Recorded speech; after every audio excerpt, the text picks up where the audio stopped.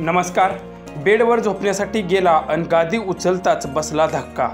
पुढे नेमकं काय घडलं हे पाहण्याआधी तुम्ही आपल्या चॅनलवरती नवीन असाल तर आपला आरजी मराठी न्यूज चॅनल जरूर सबस्क्राइब करून घ्या।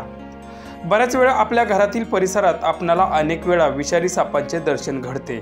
हे साप शक्यतो काळोखात किंवा कोरड्या जागी जाऊन लपून बसतात। बाईक, कार किंवा घराच्या आजूबाजूला व घरातील कोणत्याही कोपऱ्यात साप लपून बसलेले असतात। यावेळी आपण स्वतःहून सापाला न मारता पटकन सर्पमित्राला फोन करून बोलवून घेतो, त्यामुळे सापाला जीवनदान मिळते।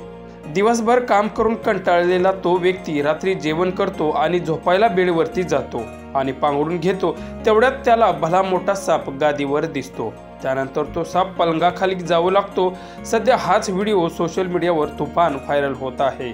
पावसाळा सुरू झाल्यामुळे सगळीकडे पाणी पाणी झालं आहे।